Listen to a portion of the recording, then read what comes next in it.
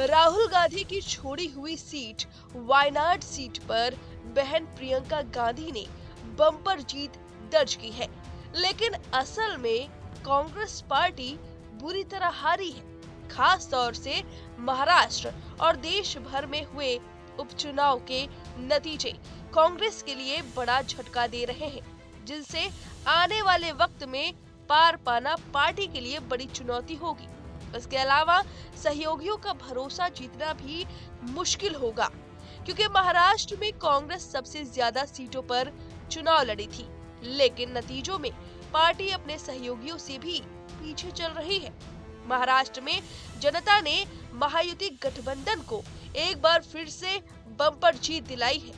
यहाँ भाजपा नीति महायुति गठबंधन ने 231 सीटों पर जीत दर्ज की है, जबकि कांग्रेस की लीडरशिप में लड़ी महाविकास अघाड़ी महज 47 सीटों पर ही सिमट गई।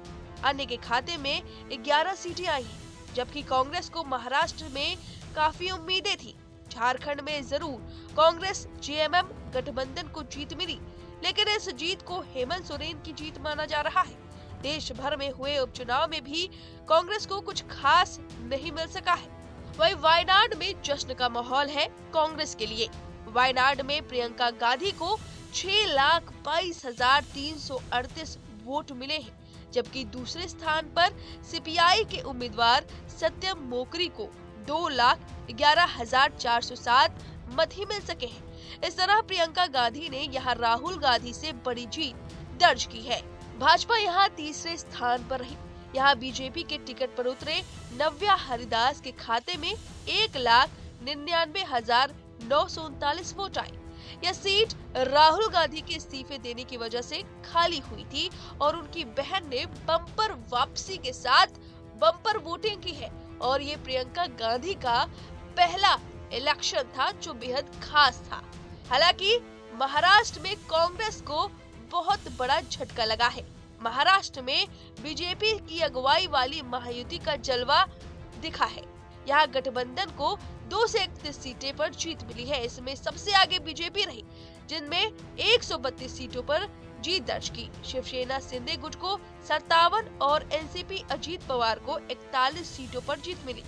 यहाँ महाविकास अघाड़ी गठबंधन ने शिवसेना यूबीटी 20 सीटों पर जीत दर्ज कर सकी, जबकि कांग्रेस को महज 16 सीटों पर जीत मिली।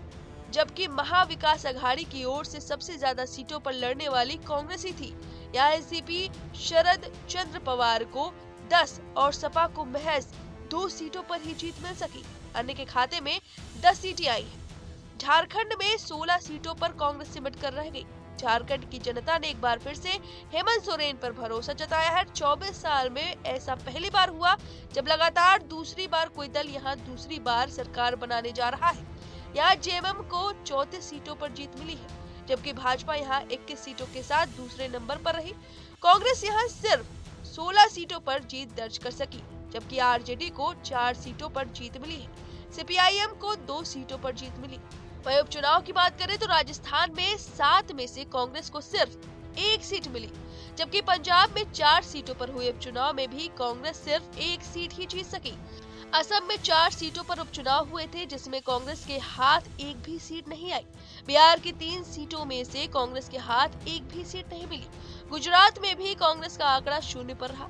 1 सीट पर ही उपचुनाव हुए और वहां पर भी खाता नहीं खुल पाया।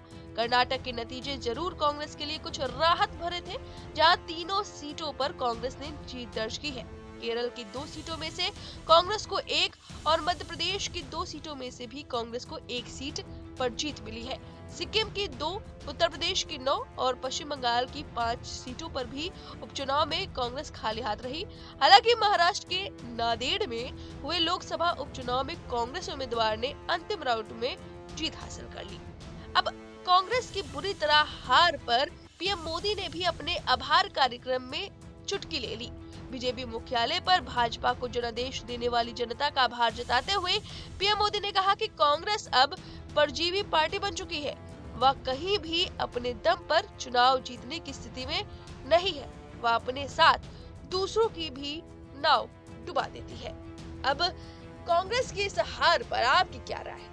क्या वजह होगी? हमें कमेंट करके जरूर बताएं। न्यूज नेशन अब व्हाट्सएप पर। खबरों के ताजा अपडेट के लिए न्यूज नेशन के इस क्यूआर कोड को स्कैन करें।